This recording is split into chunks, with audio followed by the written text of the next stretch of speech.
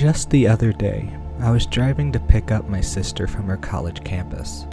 While I was on the road, I couldn't help but notice all of the other people that were around me. It reminded me of a reoccurring thought that I've had since I was a child. And that thought is, all of the people that we see around us have their own lives that are just as complex and vivid as our own. They have their own unique combinations of problems, victories, pains, pleasures, and ways of thinking. They may seem like just extras in our stories, but they are the main characters of their own stories. The Dictionary of Obscure Sorrows refers to this as Sonder.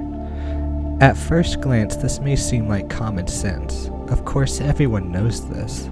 But do we ever stop to think about it? Do we really get it?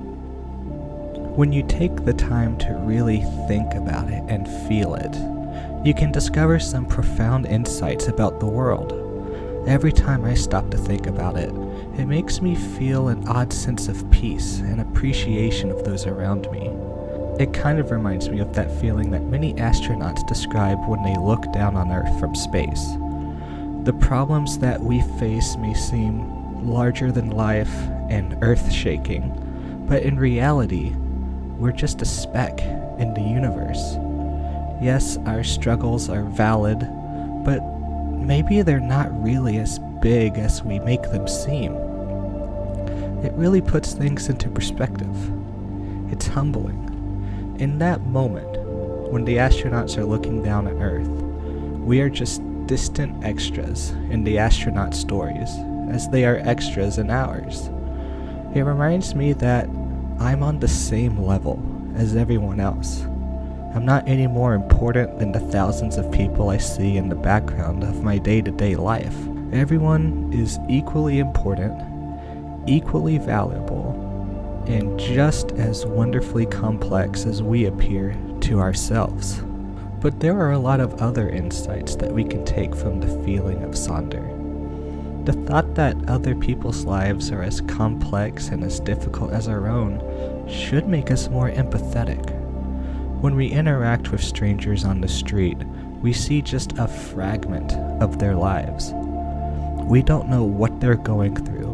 We don't see all of the battles that they're fighting, just as they don't see the battles that we are fighting. Maybe they've experienced a loss in the family, or maybe they're having financial struggles. Maybe they're overwhelmed with work or family issues. The fact is, we just don't know. This should drive us to be more kind and gentle with people, even if they're being difficult. It can be easy to judge difficult people, but what if they aren't really difficult? What if it's the stress of their private, complicated lives and the feeling of being overwhelmed and exhausted from fighting their own personal battles that make them seem difficult? Maybe they just don't have an outlet for that stress. We have no way of knowing. But what if we gave them the benefit of a doubt? What if, instead of judging them, we saw them as being equal to ourselves and in need of love and kindness? What if the love and kindness from a stranger is exactly what they need? These are the types of thoughts I usually have when thinking about Sonder. But as I was driving to pick up my sister, I had a new realization. Yes, all of these people's lives are just as complex as mine, but they are also very different. My way of experiencing the world around me is completely different to how another person experiences it. The debate of nature versus nurture reveals that it is both our biological makeup and our experiences that make us who we are. No one has the same genetics as me, and no one has had the exact same life experience as me. Just as I have a totally unique experience that is specific to me, the people that we meet have a totally unique experience that is specific to them. Yes, there may be some similarities and overlaps, but each life is unique and different. The woman on the street has had a completely different life experience than me.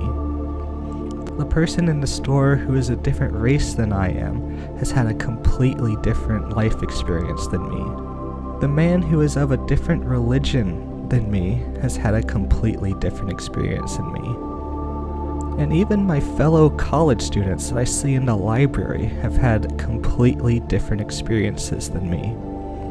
Their life experiences help make them who they are and what they think. I think the way that I think because of my experiences, and I am the way I am because of the things that have happened to me in my life. But what if I was born as someone else? What if instead of being born as Matthew Bertot, I was born as someone else with a completely different genetic makeup and life experience? I definitely wouldn't be the same person I am now. There are over 8 billion people in the world, all with different lives, different thoughts, and different but valid reasons for thinking those thoughts.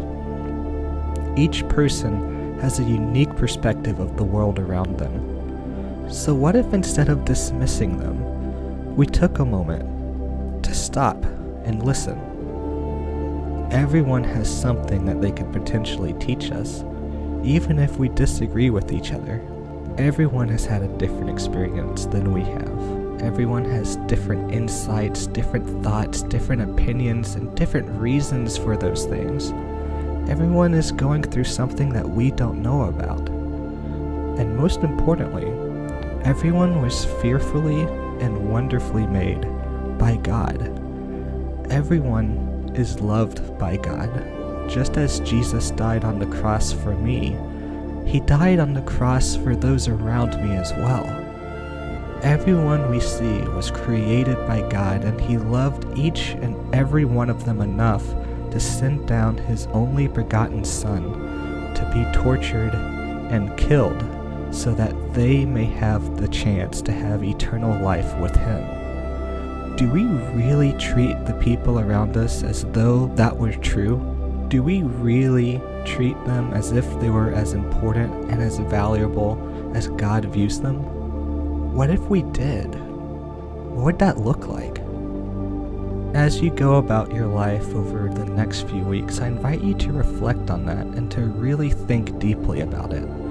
And as you do, I have one final thought to leave you with. The world is wonderfully complex, with over 8 billion unique lives in it. The amazing thing is that God has a specific purpose for each one of those lives, and they all exist to fit into His overall plan. He is constantly weaving our lives with other lives and causing chain reactions to have our paths cross with other paths. I cannot even fathom how He's able to do that, but somehow He does. His ways are higher than our ways, and His thoughts are infinitely higher than our thoughts. He is so full of majesty and power that there is no way that our finite minds could even begin to understand it. Again, I invite you to think about these things and reflect on them as you go about your life for the next couple of weeks. As you do, I hope it provides you with some insight and wisdom about those around you and how to treat them. Maybe you'll have different insights than me. If you do, I'd love to hear them. I hope you enjoyed this video and that you have a great rest of your day. I'll see you next time.